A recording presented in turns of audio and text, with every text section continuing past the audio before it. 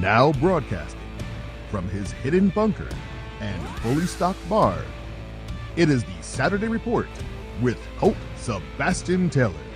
Thank you and welcome once again, my friends, to the Saturday Report with me, Colt Sebastian Taylor, adventurer, entrepreneur, and of course, amateur oil driller.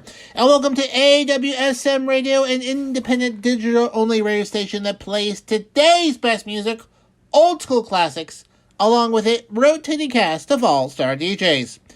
AWSM Radio focuses on mainstream artists, independent artists, along with a variety of interesting music and talk shows throughout the day, such as my own.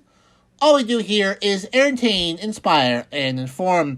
And my friends, I want you to be part of the conversation, so you can, of course, find me on the Twitter, on the Rizzle, and, let's see here, on Instagram, at Cameo, all at Colt S. Taylor. And you can subscribe to the podcast version of the show at anchor.fm/Colt S. Taylor. I also do a Dungeons & Dragons podcast as well for you nerds out there. And of course, catch up on whatever I am up to at ColtSebastianTaylor.com. All right, friends, let's get started with this week's Saturday Report. First up this week, a story that I have hinted upon over the last few weeks here now. As you may have seen on your receipts, prices on many different goods are going up. A lot of people are blaming this on inflation. A lot of people like to blame the government about inflation, specifically some news channels about Joe Biden and whatnot. And I have said, well, you know, inflation is a thing, but inflation and record profits seem like those to be two different things. Like, you know, if prices have gone up 10% and your profits have gone up 25%, is that 10% inflation? Or are you just trying to price gouge people and using inflation as an excuse? And one of the biggest ones out there, my friends, are gas companies, oil companies. A lot of people like to, I drive around here in Pennsylvania, and I see on gas stations these stickers of Joe Biden or Kamala Harris with a little thumb pointing, like, I did that, with wearing sunglasses, like, look, I did that, I made the gas prices high. Well, you know, oil companies are having record profits this year. Record profits. The most money made in 1 year in over 10 years. That's a lot of money. For example, Chevron has had its highest quarterly profit leap in 10 years. They earned $6.5 billion compared to $1.7 billion a year ago. The same quarter a year ago. Wow, that's interesting. Wow, they made almost $6 billion more dollars, and gas prices have doubled, and they have tripled their profits. Boy, golly, go figure. Same story with Exxon, all the other oil companies, record profits, quarterly profits and whatnot. Why? Because gas prices are high. Interesting.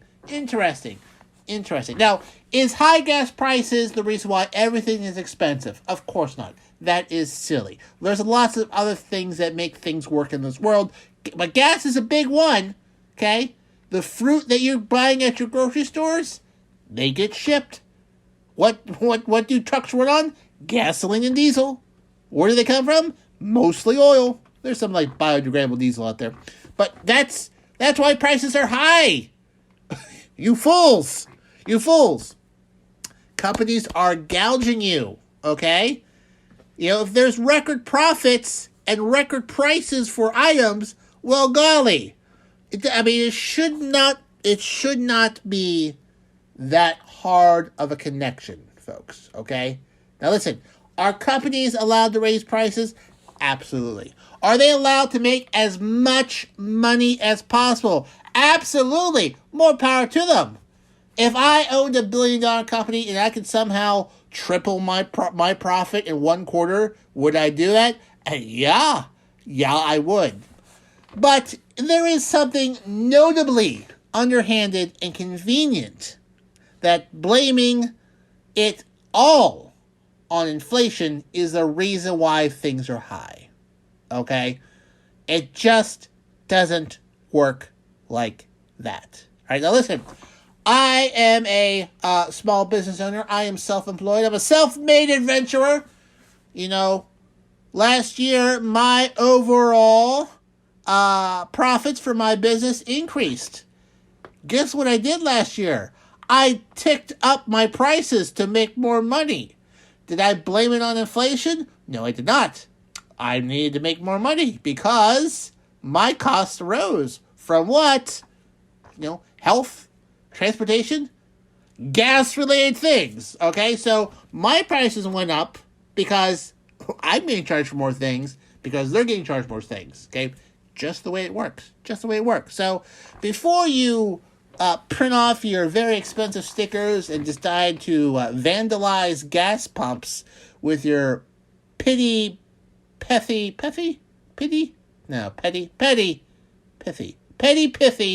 stickers so you can feel good about yourselves, slow down and take a hard look of how capitalism works, okay? This is how capitalism works. And if you have a problem with it, then, subscribe to another economic model, okay? But blaming blaming other people or other things for something that they really don't do makes you look like a schmuck, all right? That's what it does. So it's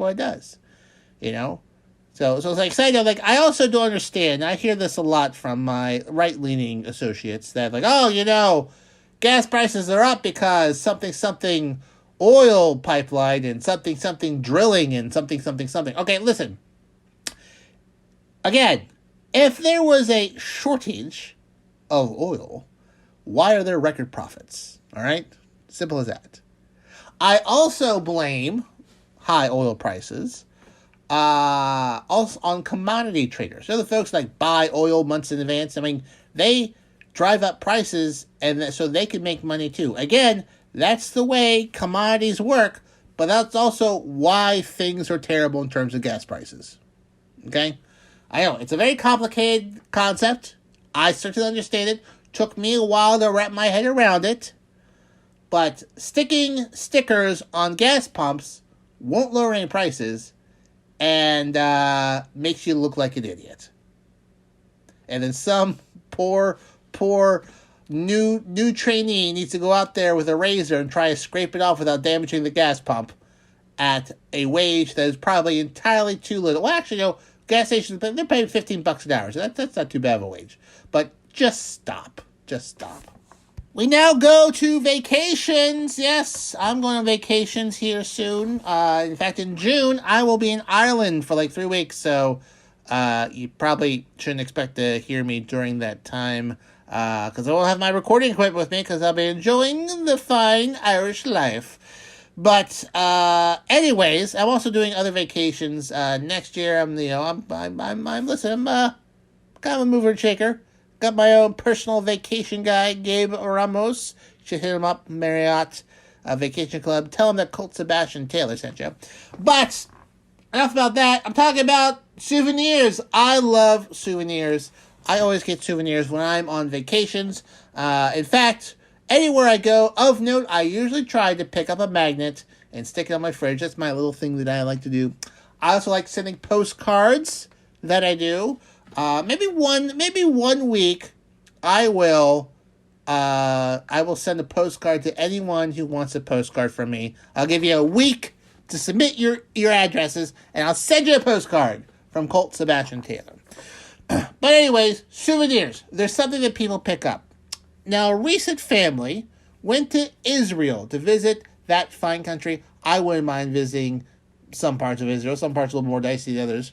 And they went to the Golan Heights. Now, Golan Heights is a part of territory that Israel captured from Syria in 1967 and then officially annexed it in 1981. The area is considered to be occupied territory under international law and various UN Security Council resolutions. But it's somewhat of a tourist site. It's, I would say, super dangerous, but probably more dangerous than the Korean demilitarized zone. Like, that's a place you have to be real careful around. This one, too. But you can visit on guided tours. Well, a family went there, decided to get a souvenir. Now, if you go to the Golan Heights gift shop, I assume there is one. I'm sure you could get, magnets, spoons, postcards, a shirt that says, I occupied the Golan Heights and all I got was this t-shirt. Well, this family decided to take it back something a little bit more special, an unexploded artillery shell. Yes, about the size of, I would say like a small watermelon, whatnot. Picked it up, put it in their suitcase, and as they went through the airport, and Tel Aviv in the Ben Gurion airport, and they went through customs, and they say, do you have anything to declare? Like, we got a souvenir from the Golan Heights. What'd you get? We just picked up an unexploded shell. Well, needless to say, this caused a wee bit of panic, and the airport had to be evacuated. Because, generally speaking, you don't want to bring an unexploded artillery shell into an airport, especially in Israel. So they evacuated the airport. One person was injured, tripping over a luggage conveyor belt, because there was just a wee bit of chaos. The travelers, I don't know if I mentioned this, they were American, of course, were interrogated by airport authorities, but did not take long for them to figure out that these are just some dumb tourists, and let them go, send them back to America. They were not allowed to keep the artillery shell. Turned out it was inert, but still, dangerous. I mean, they like if you dropped it, it wouldn't go off, but like if you worked it a little bit, it could certainly go off. So they took that, disposed of it, and they were sent back to the United States. Now, I poked around here a little bit. I couldn't quite find out what state they were from, but I feel like this screams Florida, man. Blah blah blah. Like I feel like they're probably from Florida, because Florida man wrestles gator and then marries daughter. Like, that's the kind of stupid stuff people from Florida would probably do. So, yeah. So, pro tip, if you're flying, you want to get to the airport early. You want to make sure you're not carrying any fluids with you.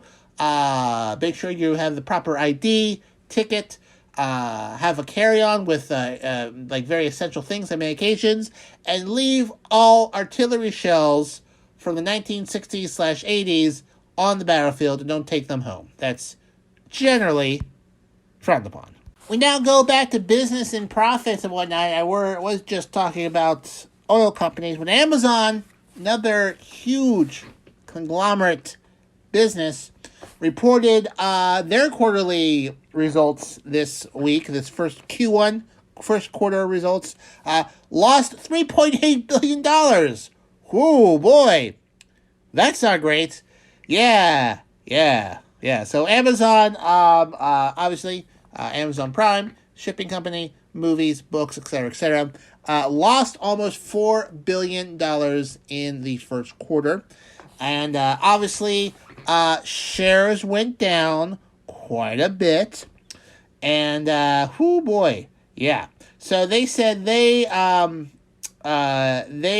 pegged their loss at $7.56 per share, which was way off because most people expected a profit of about $15 per share, and it was, that was not great.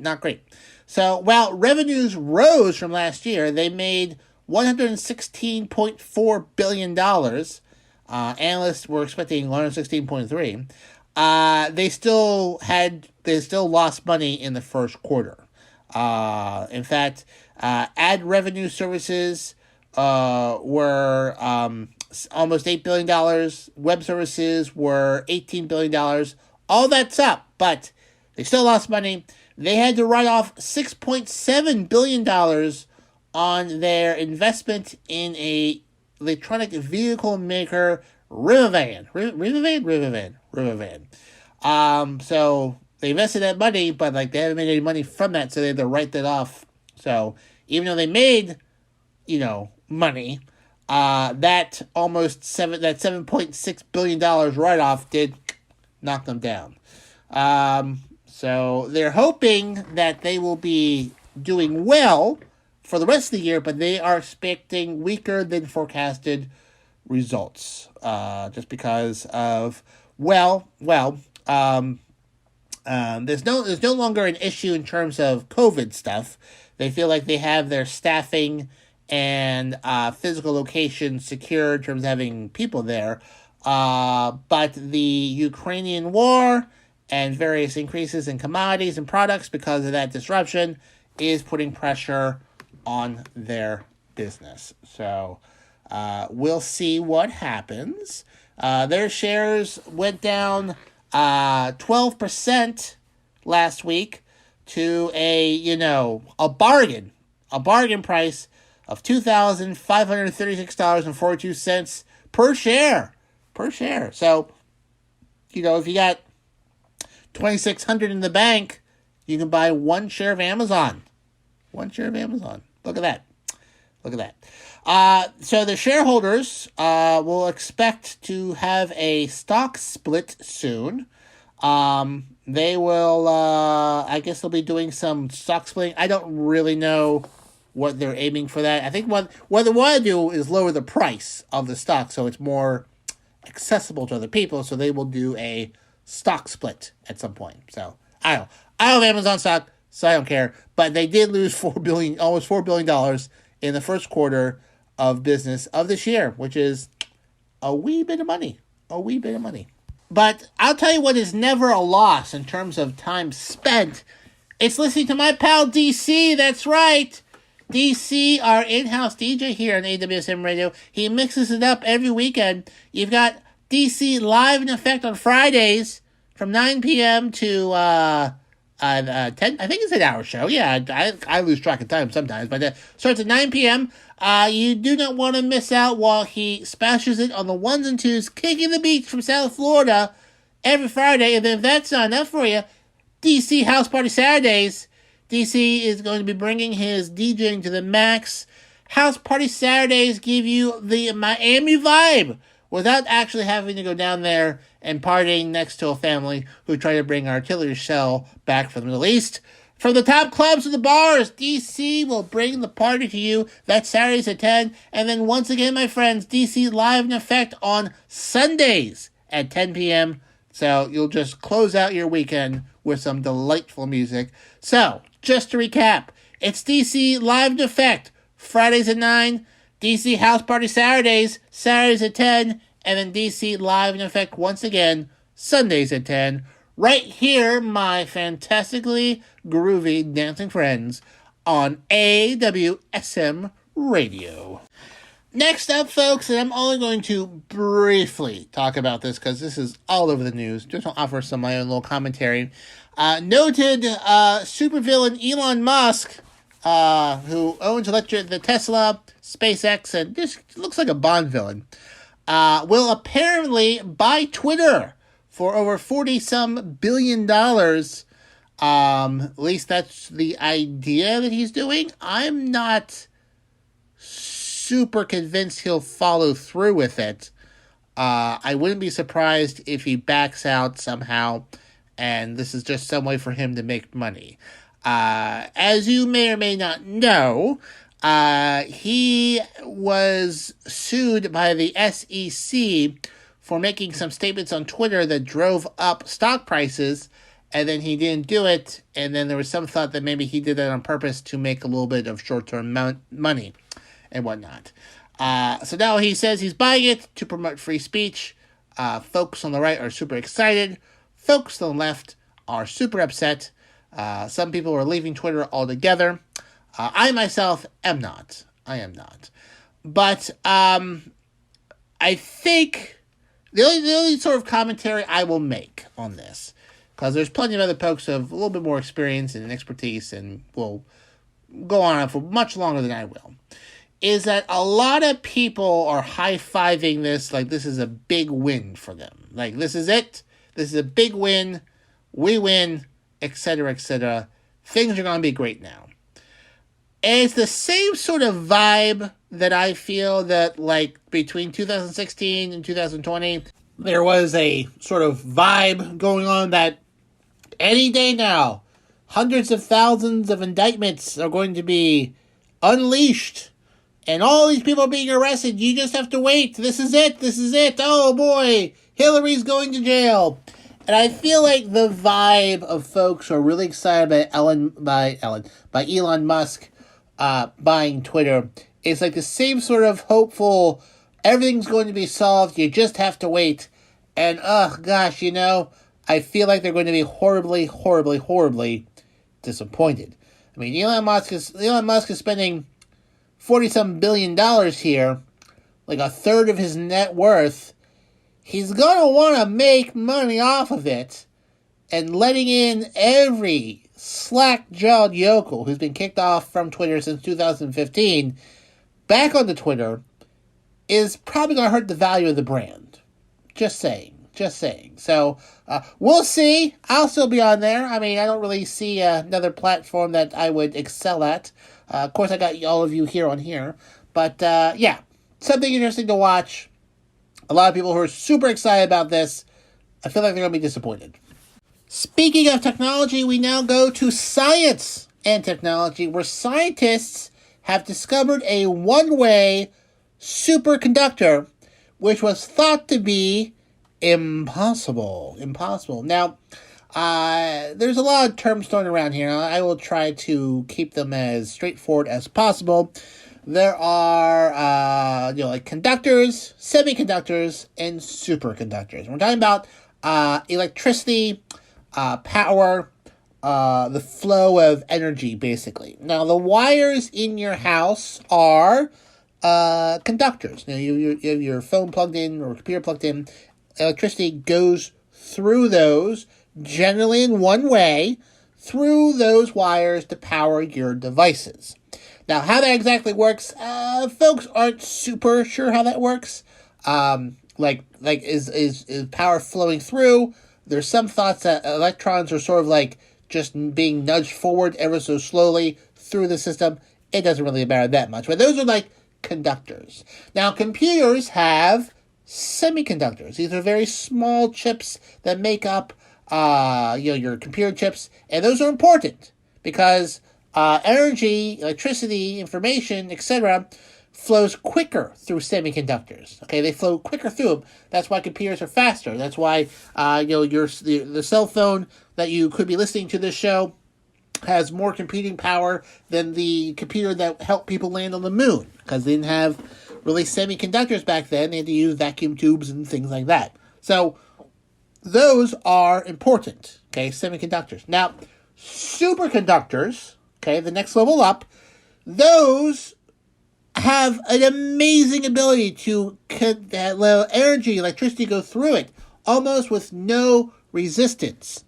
It was first discovered in 1911. Okay, the idea of a superconductor has been around for over 100 years. However, up until now, scientists thought there's no way to control the flow of energy. It would go both ways. Okay, if that's the case, they can't use them for computers. The electricity needs to go one way. Information goes one way. You just can't be bouncing back and forth, okay? But apparently, using 2D quantum materials, which I have no idea what that means, they have made a superconductor which will have energy go in one direction. Now, this is very important because energy that goes through a superconductor loses no energy. There's no energy loss. So the electricity going through your house, the amount of power being sent out from a power station loses power going through all these wires and whatnot, okay?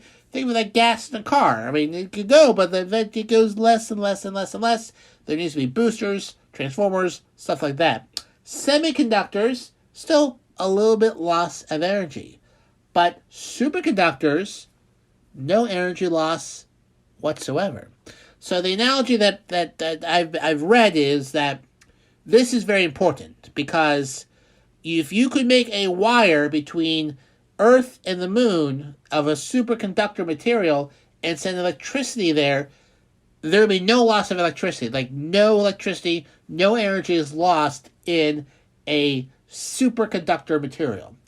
And so, with this material, they need to work it a bit more and whatnot to get it to work. But this will make computers faster and hopefully save energy in the future. In fact, if they converted all of the wires, etc., in Europe to superconductor materials, they would save up to 10% of their energy. 10% saved right off the bat. Waste energy if they switched over to superconductors. So, pretty amazing stuff. It'll probably be a decade before we really get our hands on that sort of stuff and whatnot. Like, how do they do that? I honestly don't know. I mean, I read the article and I got to the point where I don't know what they're talking about. They're talking about quantum material barriers, NB3B8, 2D graphene. I'm just reading words. I'm just reading words here. I have no idea what they're talking about. A few atomic layers thick. Again, no idea. I have no idea what they're talking about. But I do know it's a pretty amazing discovery that will probably make computers faster in the future and whatnot, which will be great. Hopefully not, probably more expensive, but, I guess that's the way things work. But new materials for computers, electricity transmission, coming soon. Being able to send energy in one direction, very important in computing and electricity transfer. And they have cracked the ability to do that. We now go to politics, to New York State, where after the census in 2020, new congressional maps are coming out, and some states are having a harder time getting it together than others. And the Court of New York, highest court, the New York Supreme Court, it's a very liberal state, but rejected the congressional map districts for being unconstitutional and skewed entirely too far to the left, and told them to figure out and make a new map, likely delaying the primary in New York to later in the summer until they figure out congressional map districts. This happens every 10 years. There'll be a census, new seats get assigned, and then they redraw the maps. And I'll tell you what, folks, it is always a hot mess. I, for one, do not like the way congressional maps are drawn. I do not like the way the folks of the House of Representatives are elected. I think it is a hot mess that does not accurately reflect the democratic will of said population of said states. Now, the term gerrymandering gets thrown around a lot. Basically, it's drawing a map to maximize the amount of people you can get elected to Congress. Ohio has a very gerrymandered map, so does Florida. They may not surprise you. Those are Republican-controlled states. Democrats do it. Maryland had a very gerrymandered state map as well. And it is just blatantly anti-democratic that I can't believe it's 2022. 2020, yes, 2022? Is it 2022? Yes, it's 2022. So blatantly undemocratic, and it is still a thing. It's still a thing and whatnot. If you have a population that has, 55%, 52% Republicans and 48% Democrats, but Republicans have 75% of the seats, I mean, you cannot, say that is legitimately a pro-democratic thing. Democracy, lowercase d. And a lot of people like to throw around words of the tyranny of the majority. Well, there's a tyranny of the minority too there, friend. Okay? Just saying. If I had my own way, which I don't know why people don't hit me up all the time for ideas, the way they elect people in Ireland, I like to study electoral systems because I find numbers interesting and whatnot. But the way they elect people in Ireland, far superior here in the United States. Long and the short of it basically is they divide up Ireland into electoral districts, and each district can elect between 3 and 5 people to send to the national government. So it isn't like one person representing an area. It's like 3 to 5 people. Now, these districts would be, in the United States, these districts would be a little bit bigger than what we have now. But instead of having, like, the largest mob of people, which may not be more than 50%, maybe just like 30 or 40%, sending someone to Congress to represent everyone, you have a group of people representing a large area. Number one, that would almost erase the need for gerrymandering. Number two, you would have lesser voices having a seat at the table. These sort of minor third party political parties can maybe get someone in places. That would be nice.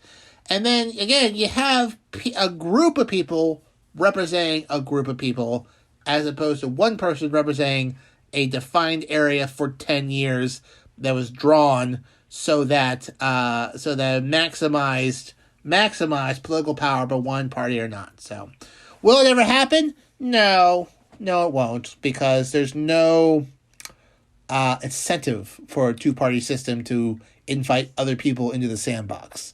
But it would be nice. It would be nice if we were truly represented by the elections we have. But you should still go vote, because if you don't vote, well then the smaller group of people are just going to telling you what to do, and then what are you going to do? What are you going to do? But anyways, New York has rejected its congressional map districts. Other states are lining them up. I think Pennsylvania, where I am, has things more or less settled. But, they'll have to get their act together, and they'll probably have to delay their election, because you can't have a primary if you don't know where people are going to be represented. Now, while New York may not know who is representing them yet, I do know something from New York that's amazing, that requires no Supreme Court to declare their amazingness. It's my friend Rox. That's right, the beautiful, lovely Rox. She has the Rox Sessions. It is our drive time show here on AWSM Radio, making sure that your evening commute home is fun, featuring the hottest music on the charts and some other surprises in between. She will make it rock style, Monday, Tuesday, Wednesday, Thursday, Friday, 5 p.m. to 7 p.m. right here, my friends, on AWSM Radio. We now move on to sports, to football, not NFL, but the European football, also known as soccer here in the United States. When you think of soccer, you probably don't think celebrities, and you probably don't think Reese Witherspoon. But Reese Witherspoon has become the part owner of a Nashville pro soccer team. She joins an ownership group of the Nashville soccer team. Do they have a name? I don't know. Anyways, she's joined the ownership group, opening the new team's stadium on Sunday. Actor Reese I have a hard time with her name. Reese Witherspoon, and also Tennessee Titan Derrick Henry, which is a running back, has joined the ownership group of the Major League Soccer's national team ahead of the opening Sunday of Geordie's Park, a $30,000 stadium. Also, Jim Toth, which is Reese Witherspoon's husband, agent, and investor, has also joined the ownership group. The soccer team started to play in Nissan Stadium, home of the Titans, and in 2020, and played its first 8 league games on the road this season before it's opening its new venue with a game against my very own Philadelphia soccer team. The name escapes me at the moment. How embarrassing. I don't follow them, but I know they're pretty good. In a statement, she says, as a Tennessee native, it is thrilling to see how much growth and development has come to our home state. The opportunity to go as a family and watch world-class team compete has been an incredible experience. So she is now a part owner of that Nashville team. And Union, the Philadelphia Union, that's the name of the soccer team. Just hit me. And they are playing in Nashville. And do they have a name? I feel like they should have a name here. The Nashville soccer team. Nashville SC. I guess that's just the name of the soccer team. Not very creative. Anyways, Reese Witherspoon is now an owner of that. Mr. Henry here, he joined the Titans in 2016. Other famous people who now own parts of soccer teams include Mark Ingram, Patrick Mahomes, and Russell Wilson. They all of them also own parts of other soccer teams. Also, Drew Carey, Matthew McConaughey, and Will Ferrell also own parts of soccer teams. And then you may have heard that Ryan Reynolds bought a soccer team in the United Kingdom as well. So apparently it's a thing to invest into if you're a famous celebrity. Do I own any parts of a soccer team? No, I do not. Because I am not rich and famous. Just kind of famous. But if I am famous, maybe I will. Maybe I will have a soccer team. That'd be great. I can hang out with Will Ferrell and Drew Carey and Matthew McConaughey and Reese Witherspoon and try not to get her name wrong. All right, that's a plan. That's my 5-year plan. Own part of a soccer team. It's been settled. Speaking of sports, friends, AWSM Radio is your place to be on Wednesday nights for all of your sports needs. At 9 p.m., it's To the Rack with Mac. It's our basketball show on here. And your spot to go, you're going to be joining NBA expert Mac Daddy as he brings you a full hour of high-flying hoops expertise here Wednesdays at 9 p.m. Then you might as well stick around because at 10 p.m., it's What's Going On. It is our Fox Sports affiliate show providing listeners with over 150 combined years of sports knowledge. Hosted by Nate Brown and his amazing crew. They have been killing it in Western New York, covering sports for the past 2 decades, and now they're going national. Wednesdays at 10 p.m., it's What's Going On. So, Wednesdays, your sports needs here on AWSM Radio. To the Rack with Mac at 9 p.m., and then What's Going On at 10 p.m., right here, my friends, on AWSM Radio.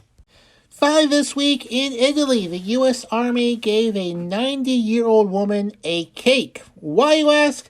Because 77 years ago, when she was 13 years old, her mother, for her 13th birthday, in the Italian town of San Pietro, baked her a birthday cake, but it was taken from the windowsill by American soldiers as they were coming to liberate Italy during World War II. Not like she was upset about it. She was very happy afterwards that the servicemen had come through to liberate Italy. But I guess the story got around, and so the U.S. Army brought her a cake for her 90th birthday as an apology for taking her cake 77 years ago in the ceremony that was held last week with U.S. and Italian soldiers. It is a really, really nice story, and the one I will end this week's Saturday Report. So, my friends, as I just mentioned, always good to end with a cake. That wraps up this week's Saturday Report with me, Colt Sebastian Taylor. I don't have a cake on my end at the moment, but I may rectify that this weekend, and you should as well. In fact, I did a cameo this week for somebody who was turning 20, and I recommended heavy amounts of cake for them, and I recommend that for you as well.